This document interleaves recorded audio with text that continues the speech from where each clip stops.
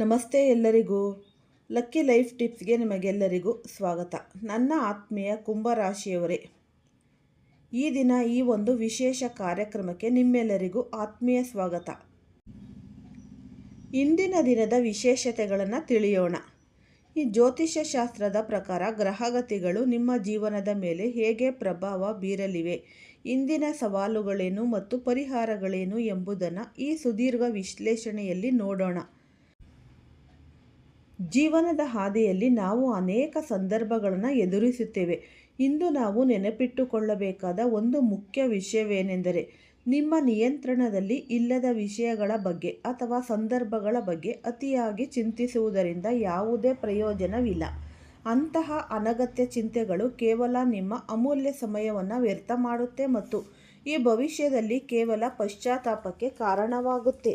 ನೆನಪಿಡಿ, ಈ ಸಮಯ ಮತ್ತು ಪರಿಸ್ಥಿತಿಗಳು ಯಾರಿಗೂ ಶಾಶ್ವತವಲ್ಲ. ಅವು ಯಾವಾಗ ಬೇಕಾದರೂ ಬದಲಾಗಬಹುದು. ಆದ್ದರಿಂದ ಎಂದಿಗೂ ಯಾರನ್ನು ಅವಮಾನಿಸಬೇಡಿ ಅಥವಾ ಯಾರನ್ನು ನಿಮ್ಮಿಷ್ಟಕ್ಕೆ ನೀವೇ ದುರ್ಬಲರು ಎಂದು ನಿರ್ಧರಿಸಬೇಡಿ.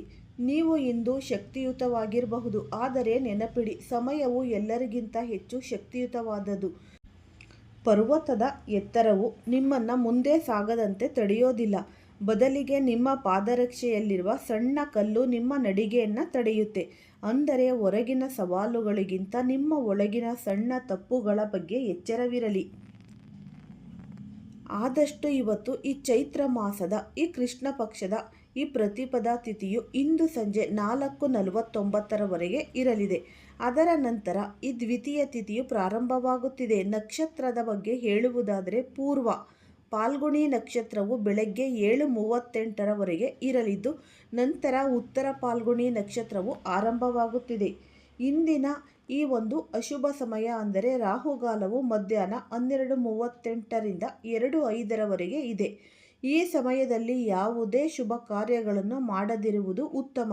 ಇಂದು ಯಾವುದೇ ಒಂದು ವಿಶೇಷ ಅಭಿಜಿತ್ ಮುಹೂರ್ತ ಇರುವುದಿಲ್ಲ. ಬೆಳಗಿನ ಬ್ರಾಹ್ಮಿ ಮುಹೂರ್ತವು 5:12ರಿಂದ 6 ಇರಲಿದೆ. ಚಂದ್ರನ ಸಂಚಾರವನ್ನು ಗಮನಿಸಿದರೆ ಇಂದು ಮಧ್ಯಾಹ್ನ 1:45 ಚಂದ್ರನು ಸಿಂಹ ರಾಶಿಯಲ್ಲಿ ಇರುತ್ತಾನೆ, ನಂತರ ಕನ್ಯಾ ರಾಶಿಗೆ ಪ್ರವೇಶಿಸುತ್ತಾನೆ.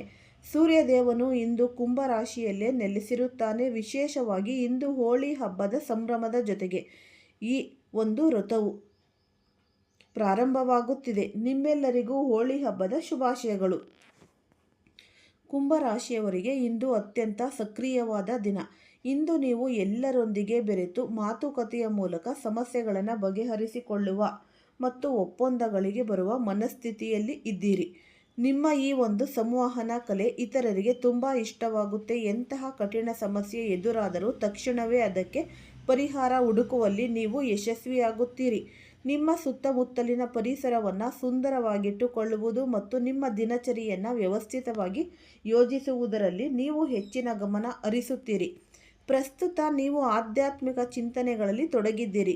ಈ ಪುಸ್ತಕಗಳ ಓದು ಅಥವಾ ಪ್ರಯಾಣದ ಮೂಲಕ ಜೀವನದ ಆಳವನ್ನು ಅರ್ಥ ಮಾಡಿಕೊಳ್ಳಲು ನೀವು ಪ್ರಯತ್ನಿಸುತ್ತೀರಿ. ಈ ಹಾದಿಯಲ್ಲಿ ಹಿಂದೆ ನಿಮಗೆ ಸಹಾಯ ಮಾಡಿದ ಮಾರ್ಗದರ್ಶಕ ಅಥವಾ ಗುರುವಿನ ಸಲಹೆ ಪಡೆಯುವುದು ತುಂಬಾ ಉತ್ತಮ. ನಿಮ್ಮ ಸೃಜನಾತ್ಮಕ ಗುರಿಗಳನ್ನು ಬೆನ್ನಟ್ಟುವುದು ನಿಮಗೆ ಮಾನಸಿಕ ಶಾಂತಿಯನ್ನು ನೀಡುತ್ತೆ. ಇಂದು ಆರ್ಥಿಕ ವಿಷಯಗಳಲ್ಲಿ ನೀವು ಹೆಚ್ಚಿನ ಜಾಗರೂಕತೆ ವಹಿಸಬೇಕಾಗಿದೆ. ಹಣಕಾಸಿನ ವ್ಯವಹಾರಗಳು ನಿಮ್ಮನ್ನು ದಿನವಿಡೀ ಕಾರ್ಯನಿರತರನ್ನಾಗಿ ಮಾಡುತ್ತೆ. ಯಾವುದೇ ಹೊಸ ಹೂಡಿಕೆ ಅಥವಾ ದೊಡ್ಡ ಭರವಸೆಗಳನ್ನು ನೀಡುವ ಮುನ್ನ 100 ಬಾರಿ ಯೋಚಿಸಿ. ಆಸ್ತಿ ಖರೀದಿ ಅಥವಾ ಮಾರಾಟಕ್ಕೆ ಸಂಬಂಧಿಸಿದಂತೆ ಇಂದು ಉತ್ತಮ ಅವಕಾಶಗಳು ದೊರೆತರೂ ಯಾರಾದರೂ ನಿಮ್ಮನ್ನು ವಂಚಿಸುವ ಸಾಧ್ಯತೆ ಇರುತ್ತೆ. ಆದ್ದರಿಂದ ಪ್ರತಿಯೊಂದು ದಾಖಲೆಯನ್ನು ಸೂಕ್ಷ್ಮವಾಗಿ ಗಮನಿಸಿ. ಹಿರಿಯರ ಸಲಹೆ ಇಲ್ಲದೆ ದೊಡ್ಡ ನಿರ್ಧಾರಗಳನ್ನು ತೆಗೆದುಕೊಳ್ಳಬೇಡಿ. ಈ ಕುಟುಂಬದಲ್ಲಿ ಕಳೆದ ಕೆಲವು ದಿನಗಳಿಂದ ಸಣ್ಣ ಪುಟ್ಟ ಕಹಿ ಘಟನೆಗಳು ಅಥವಾ ಭಿನ್ನಾಭಿಪ್ರಾಯಗಳು ನಡೆಯುತ್ತಿದ್ದರೆ ಇಂದು ನೀವು ಅವುಗಳಿಂದ ದೂರವಿರಲು ಪ್ರಯತ್ನಿಸಿ. ಶಾಂತವಾಗಿರುವುದು ಮತ್ತು ಮೌನವಾಗಿರುವುದು ಸಂಬಂಧಗಳನ್ನು ಉಳಿಸಲು ಸಹಾಯ ಮಾಡುತ್ತೆ.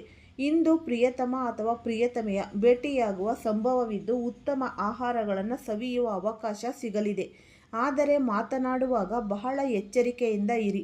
ನಿಮ್ಮ ಒಂದು ತಪ್ಪು ಮಾತು ಇತರರ ಮನಸ್ಸನ್ನು ನೋಯಿಸಬಹುದು. ಸಂಬಂಧಗಳಲ್ಲಿ ಅಂತಿಮ ನಿರ್ಧಾರ ತೆಗೆದುಕೊಳ್ಳುವ ಮುನ್ನ ನಿಮ್ಮ ಸಂಗಾತಿಯ ಅಗತ್ಯಗಳನ್ನು ಮತ್ತು ಭಾವನೆಗಳನ್ನು ಗೌರವಿಸಿ. ಅವರನ್ನು ನಿರ್ಲಕ್ಷಿಸಬೇಡಿ. ಕೆಲಸದ ಸ್ಥಳದಲ್ಲಿ ನೀವು ಒಬ್ಬಂಟಿಯಾಗಿ ಸಾಧಿಸಲು ಬಯಸುತ್ತೀರಿ. ಆದರೆ ನೆನಪಿಡಿ, ತಂಡದ ಸಹಕಾರವಿಲ್ಲದೆ ದೊಡ್ಡ ಮಟ್ಟದ ಯಶಸ್ಸು ಅಸಾಧ್ಯ. ನಿಮ್ಮ ವೈಯಕ್ತಿಕ ಈ ಕೌಶಲ್ಯದ ಮೇಲೆ ಕೆಲಸ ಮಾಡಿ. ಮತ್ತು ಈ ಶುಕ್ರ ಶನಿಯ ಯುತಿಯ ಪ್ರಭಾವದಿಂದಾಗಿ ಅನಗತ್ಯ ಖರ್ಚುಗಳು ಹೆಚ್ಚಾಗಬಹುದು. ಈ ಬಜೆಟ್ ಹಾಕಿಕೊಂಡು ನಡೆಯುವುದು ಇಂದಿನ ಅನಿವಾರ್ಯತೆ. ಕಚೇರಿಯ ಕೆಲಸಗಳಲ್ಲಿ ಸಣ್ಣ ನಿರ್ಲಕ್ಷ್ಯವು ನಿಮಗೆ ದೊಡ್ಡ ಹೊರೆಯಾಗಬಹುದು. ಈ ಕಡತಗಳನ್ನು ಮತ್ತು ಅಗತ್ಯ ದಾಖಲೆಗಳನ್ನು ವ್ಯವಸ್ಥಿತವಾಗಿಟ್ಟುಕೊಳ್ಳಿ. ಉದ್ಯೋಗಸ್ಥರಿಗೆ ಇಂದು ಹೆಚ್ಚಿನ ಕೆಲಸದ ಒತ್ತಡವಿರಲಿದ್ದು ಮನೆಗೆ ಕೆಲಸವನ್ನು ತರಬೇಕಾದ ಪರಿಸ್ಥಿತಿ ಬರಬಹುದು.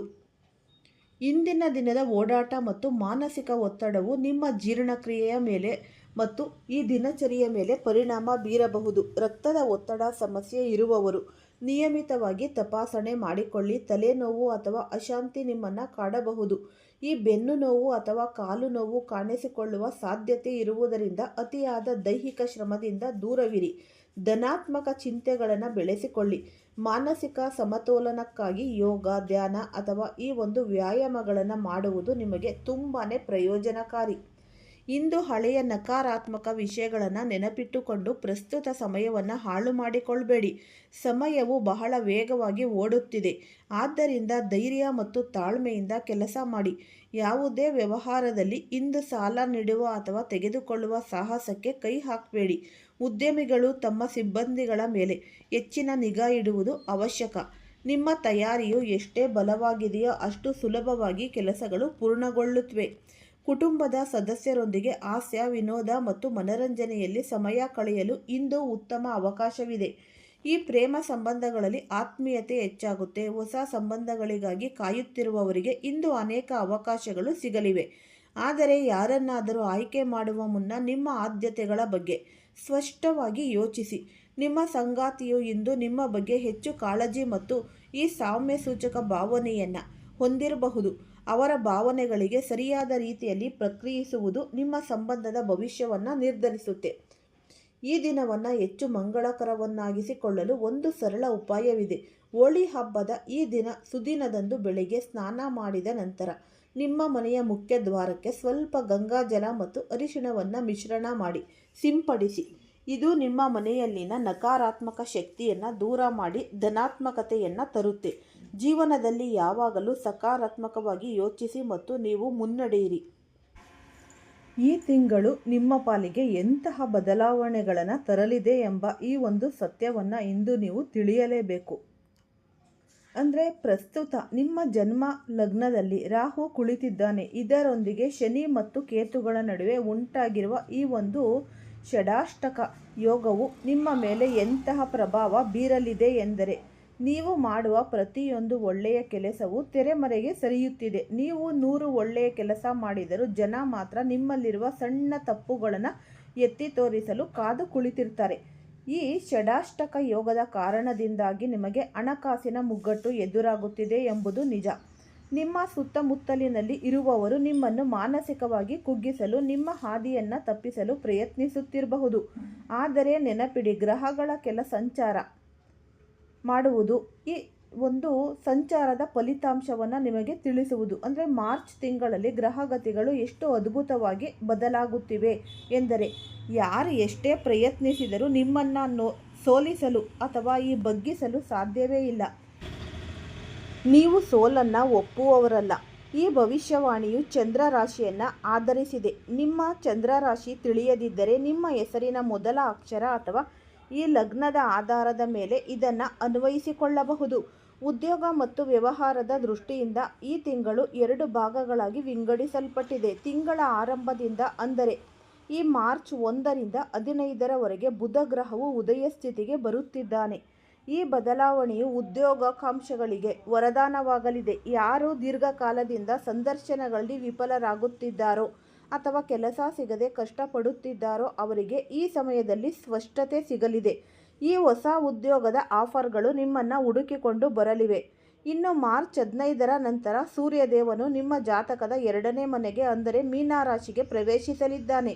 ಇದು ನಿಮ್ಮ ವೃತ್ತಿ ಜೀವನದಲ್ಲಿ ದೊಡ್ಡ ಮಟ್ಟದ ಬದಲಾವಣೆ ತರಲಿದೆ. ಸಂಬಳ ಹೆಚ್ಚಳದ ನಿರೀಕ್ಷೆಯಲ್ಲಿದ್ದವರಿಗೆ ಅಥವಾ ಬಯಸಿದ ಸ್ಥಳಕ್ಕೆ ವರ್ಗಾವಣೆ ಬೇಕು ಎನ್ನುವವರಿಗೆ ಈ ಕಾಲ ಪೂರಕವಾಗಿದೆ. ಉದ್ಯೋಗದಲ್ಲಿ ನಿಮ್ಮ ಪ್ರಾಮುಖ್ಯತೆ ಹೆಚ್ಚಾಗಲಿದೆ. ನೀವೇ ಬಾಸ್ ಆಗಿ ಕಾರ್ಯನಿರ್ವಹಿಸುವ ಪರಿಸ್ಥಿತಿ ನಿರ್ಮಾಣವಾಗಲಿದೆ. ಈ ಮಾರ್ಚ್ 2ರಿಂದ 26ರ ಅವಧಿಯಲ್ಲಿ ನಿಮ್ಮ ಪದೋನ್ನತಿ ಅಥವಾ ಈ ಪ್ರಮೋಷನನ್ನು ಯಾರೂ ತಡೆಯಲು ಸಾಧ್ಯವಿಲ್ಲ. ಯಾವುದೇ ಕಾನೂನುಬದ್ಧ ವೃತ್ತಿಪರ ಅಡೆತಡೆಗಳಿದ್ದರೆ ಅವು ಈ ಅವಧಿಯಲ್ಲಿ ನಿವಾರಣೆಯಾಗಿ ನೀವು ಜಯಶೀಲರಾಗುತ್ತೀರಿ. ಹಣಕಾಸಿನ ವಿಚಾರಕ್ಕೆ ಬಂದರೆ ಈ ಕುಂಭರಾಶಿಯವರಿಗೆ ಈ ತಿಂಗಳು ಹಬ್ಬದಂತಿದೆ. ಈ ಮಾರ್ಚ್ ನಿಮ್ಮ ಭಾಗ್ಯದ ಅಧಿಪತಿ ಬುಧನು ಧನಸ್ಥಾನಕ್ಕೆ ಪ್ರವೇಶಿಸುತ್ತಾನೆ.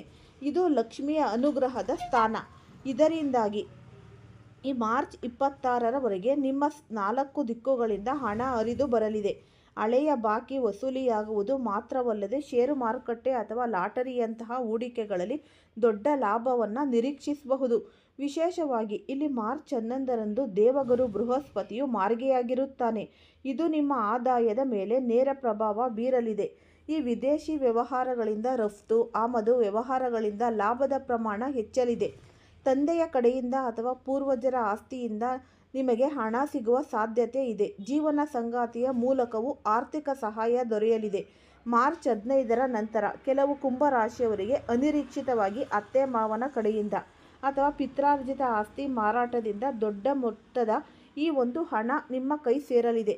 ಕುಟುಂಬ ಮತ್ತು ದಾಂಪತ್ಯದ ಬಗ್ಗೆ ನಾವು ನೋಡೋದಾದರೆ ನಿಮ್ಮ 7ನೇ ಮನೆಯ ಮೇಲೆ ರಾಹು, ಸೂರ್ಯ ಮತ್ತು ಮಂಗಳದ ದೃಷ್ಟಿ ಇರುವುದರಿಂದ ಸ್ವಲ್ಪ ಸಂಘರ್ಷಗಳು ಕಂಡುಬರಬಹುದು. ಆದರೆ ಮಾರ್ಚ್ 15ರಂದು ಸೂರ್ಯನು ತನ್ನ ಸ್ಥಾನ ಬದಲಾಯಿಸಿದಾಗ ಪರಿಸ್ಥಿತಿ ತಿಳಿಯಾಗಲಿದೆ. ಈ ಪ್ರೇಮ ಸಂಬಂಧಗಳಲ್ಲಿ ಮೂಡಿದ್ದ ಬಿರುಕುಗಳು ಮಾಯವಾಗಲಿವೆ. ಮನೆಯವರ ಒಪ್ಪಿಗೆ ಇಲ್ಲದೆ ವಿವಾಹ ವಿಳಂಬವಾಗುತ್ತಿದ್ದರೆ ಈಗ ಮನೆಯವರು ಒಪ್ಪುವ ಸಾಧ್ಯತೆ ಕೂಡ ಇದೆ. ವಿಚ್ಛೇದನದ ಹಂತಕ್ಕೆ ತಲುಪಿದ್ದ ದಂಪತಿಗಳು ನಿಮ್ಮ ನಿರ್ಧಾರವನ್ನು ಮರುಪರಿಶೀಲಿಸಿ ಮತ್ತೆ ಒಂದಾಗುವ ಸುಯೋಗವಿದೆ. ನಿಮ್ಮ ವೈವಾಹಿಕ ಜೀವನದಲ್ಲಿ 15ನೇ ತಾರೀಕಿನ ನಂತರ ನೆಮ್ಮದಿ ಮತ್ತು ಶಾಂತಿ ನೆಲೆಸಲಿದೆ. ಉತ್ತಮ ಮನೆತನದ ಸಂಬಂಧಗಳು ಹುಡುಕಿಕೊಂಡು ಬರುವ ಸಾಧ್ಯತೆ ಹೆಚ್ಚಿದೆ. ಈ ಅವಧಿಯಲ್ಲಿ ಸುಖಸ್ಥಾನದ ಅಧಿಪತಿ ಶುಕ್ರನು ಬಲಶಾಲಿಯಾಗಿದ್ದಾನೆ. ಇದರಿಂದಾಗಿ ನೀವು ಹೊಸ ವಾಹನ ಖರೀದಿಸುವ ಕನಸು ನನಸಾಗಲಿದೆ. ಈ ಮನೆಯ ನವೀಕರಣ ಕಾರ್ಯಗಳು ಪೂರ್ಣಗೊಳ್ಳಲಿವೆ. ವಿದೇಶದಲ್ಲಿ ಅಥವಾ ದೂರದ ಊರಿನಲ್ಲಿ ಆಸ್ತಿ ಖರೀದಿಸಲು ಯೋಜಿಸುತ್ತಿದ್ದರೆ ಇದು ಸಕಾಲ. ನಿಮ್ಮ ತಂದೆ ತಾಯಿಯ ಆರೋಗ್ಯದಲ್ಲಿ ಸುಧಾರಣೆ ಕಂಡುಬರಲಿದೆ ಮತ್ತು ಅವರಿಂದ ನಿಮಗೆ ಆರ್ಥಿಕ ಬೆಂಬಲವೂ ಸಿಗಲಿದೆ. ಶಿಕ್ಷಣದ ವಿಚಾರದಲ್ಲಿ ವಿದ್ಯಾರ್ಥಿಗಳಿಗೆ ಹೆಚ್ಚಿನ ಏಕಾಗ್ರತೆ ಸಿದ್ಧಿಸಲಿದೆ. ನಂತರ ಮಕ್ಕಳೊಂದಿಗೆ ಇದ್ದ ಭಿನ್ನಾಭಿಪ್ರಾಯಗಳು ದೂರವಾಗಲಿವೆ. ಈ ಸಂತಾನ ಭಾಗ್ಯಕ್ಕಾಗಿ ಕಾಯುತ್ತಿರುವ ದಂಪತಿಗಳಿಗೆ ಈ ತಿಂಗಳ ದ್ವಿತೀಯಾರ್ಧದಲ್ಲಿ ಶುಭ ಸುದ್ದಿ ಸಿಗುವ ಯೋಗವಿದೆ. ವಿದೇಶಕ್ಕೆ ಹೋಗಲು ಬಯಸುವ ಕುಂಭರಾಶಿಯವರಿಗೆ ಮಾರ್ಚ್ ಆರಂಭದಲ್ಲಿ ಕೆಲವು ಅಡೆತಡೆಗಳು ಎದುರಾಗಬಹುದು. ಆದರೆ ಮಾರ್ಚ್ 11ರ ನಂತರ ಗುರುಗ್ರಹದ ಶುಭ ದೃಷ್ಟಿಯಿಂದ ಈ ವೀಸಾ ಮತ್ತು ಪಾಸ್ಪೋರ್ಟ್ ಸಮಸ್ಯೆಗಳು ಸುಲಭವಾಗಿ ಬಗೆಹರಿಯಲಿವೆ. ನ್ಯಾಯಾಲಯದ ಪ್ರಕರಣಗಳಲ್ಲಿ ಸಿಲುಕಿಕೊಂಡಿದ್ದರೆ ಅಥವಾ ಸುಳ್ಳು ಆರೋಪಗಳನ್ನು ಎದುರಿಸುತ್ತಿದ್ದರೆ ಮಾರ್ಚ್ 11ರ ನಂತರ ಆ ತೊಂದರೆಗಳಿಂದ ನೀವು ಮುಕ್ತಿ ಪಡೆಯಲಿದ್ದೀರಿ. ಅನಗತ್ಯ ಖರ್ಚುಗಳಿಗೆ ಬ್ರೇಕ್ ಬೀಳಲಿದೆ. ಒಟ್ಟಾರೆಯಾಗಿ ಆರೋಗ್ಯವು ಸುಧಾರಿಸಿದರೂ ತಿಂಗಳ ಮಧ್ಯಭಾಗದಲ್ಲಿ ಮಾನಸಿಕ ಒತ್ತಡದ ಬಗ್ಗೆ ಗಮನವಿರಲಿ. ಶನಿ ಮತ್ತು ಕೇತುವಿನ ಪ್ರಭಾವದಿಂದ ಸ್ವಲ್ಪ ಆಲಸ್ಯ ಮೂಡಬಹುದು. ಅದನ್ನು ಗೆದ್ದು ಮುನ್ನಡೆಯಿರಿ. ಈ ತಿಂಗಳ ಶುಭ ಫಲಗಳನ್ನು ಇನ್ನೂ ಹೆಚ್ಚಿಸಿಕೊಳ್ಳಲು ನೀವು ಆದಷ್ಟು ಈ ಪರಿಹಾರಗಳನ್ನು ಪಾಲಿಸಲೇಬೇಕು. ಇಡೀ ತಿಂಗಳು ಪ್ರತಿದಿನ ಓಂ ನಮೋ ಭಗವತಿ ವಾಸುದೇವಾಯ ಎಂಬ ಮಂತ್ರವನ್ನು ಭಕ್ತಿಯಿಂದ ಜಪಿಸಿ. ಸಾಧ್ಯವಾದರೆ ಪ್ರತಿದಿನ ಗೋವುಗಳಿಗೆ ಹಸುಗಳಿಗೆ ಹಸಿರು ಮೇವನ್ನು ನಿಮ್ಮ ಕೈಯಾರೆ ತಿನ್ನಿಸಿ. ಇದು ನಿಮ್ಮ ಆರ್ಥಿಕ ಅಡೆತಡೆಗಳನ್ನು ನಿವಾರಿಸುತ್ತೆ. ನಿಮ್ಮ ಜೀವನದಲ್ಲಿ ದೊಡ್ಡ ಬದಲಾವಣೆ ಮತ್ತು ರಕ್ಷಣೆ ಬೇಕೆಂದಿದ್ದರೆ ಪ್ರತಿದಿನ ಹನುಮಂತನಿಗೆ ಸಿಹಿ ಪ್ರಸಾದವನ್ನು ಅರ್ಪಿಸಿ. ಈ ಮಾರ್ಚ್ ತಿಂಗಳು ನಿಮಗೆ ಸವಾಲುಗಳ ಜೊತೆಗೆ ಅಪಾರ ಅವಕಾಶಗಳನ್ನು ಹೊತ್ತು ತರುತ್ತಿದೆ. ಈ ಗ್ರಹಗಳ ಬದಲಾವಣೆಯನ್ನು ಧನಾತ್ಮಕವಾಗಿ ಬಳಸಿಕೊಳ್ಳಿ. ಜೀವನದಲ್ಲಿ ಏನೇ ಸಂಕಷ್ಟ ಬಂದರೂ ಧೃತಿಗೆಡಬೇಡಿ, ಏಕೆಂದರೆ ಈ ತಿಂಗಳ ಅಂತ್ಯದ ವೇಳೆಗೆ ನೀವು ವಿಜಯಶಾಲಿಯಾಗಿ ಹೊರಹೊಮ್ಮುವುದು ಖಚಿತ. ಈ ಉಪಯುಕ್ತವಾದ ಮಾಹಿತಿ ಇಷ್ಟ ಆಗಿದ್ರೆ ಲೈಕ್ ಮಾಡಿ, ಶೇರ್ ಮಾಡಿ, ಸಬ್ಸ್ಕ್ರೈಬ್ ಮಾಡಿ. ಎಲ್ಲರಿಗೂ ಸಹ ಧನ್ಯವಾದಗಳು.